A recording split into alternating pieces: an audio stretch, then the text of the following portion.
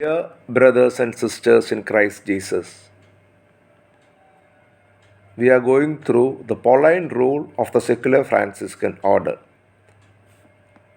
Chapter 2, Article 12. Witnessing to the good yet to come and obliged to acquire purity of heart, because of the vocation they have embraced, they should set themselves free to love God and their brothers and sisters. The rule of the secular Franciscan order covers the three evangelical counsels poverty, chastity, and obedience in Articles 10, 11, and 12. But chastity is expressed in a secular way as purity of heart. Purity of heart comprises of having a pure mind, heart, and body. The Beatitude, happy are the poor of heart, they shall see God. Which we mean to say, when we have our hearts focused on to God and nothing else, we will put forward,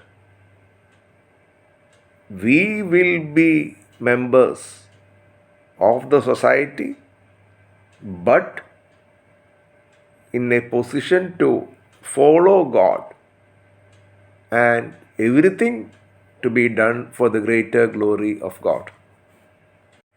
We are obliged to spend our lives manifesting God's love to the world, whether we are single or married.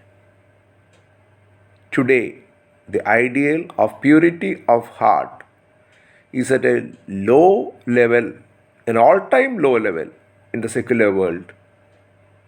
There is an open attack on purity of heart in papers, books, other medias of communication, and which is being practiced by big members of the society.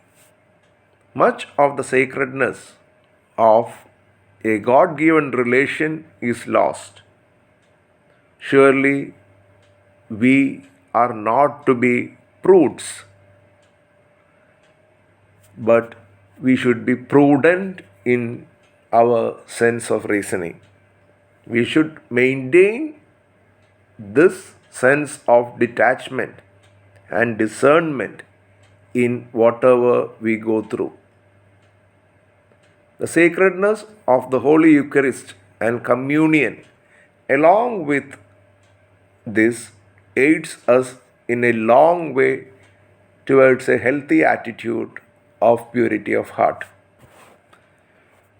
The practical manner of helping ourselves in life in the spirit of the counsels of poverty, chastity, and obedience is to follow the Franciscan rule of having God as the center of our life and of keeping in mind, for Francis, it was my God and my all. The ever evolving nature of the purity of heart, a particular character which changes our relation with God, which changes our relation with fellow beings, human and others. It also changes our knowledge about ourselves. Do I foster a relationship that is proper to our state of life in a spirit of integrity, honesty, and harmony, avoiding situations which debase the true meaning of love and the fulfillment of the human person? The preoccupation of God in our words, thoughts, and action.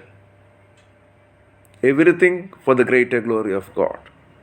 Let it be our motto in this life. Let us with a sense of God given grace. Love the people whom we are expected to love, and have a safe distance maintained in all relations in your life. A safe distance does not mean that you have to distance people. It is not social isolation, but it is the care that you provide to one's own soul so that it remains with a single motto, as stated before, of placing God above all things in our life. As we progress, the ideas of this evangelical counsels of purity of heart, of obedience, and of poverty will materialize into nothing but characters that are to be practiced in a society where we might feel that we might lose them at any time. Hold fast to the strength of having God in our midst. Hold fast with hopefulness that I am not a perfect person, but my God is, and He knows what is best for me. Peace and joy in a Franciscan spirit. Thank you.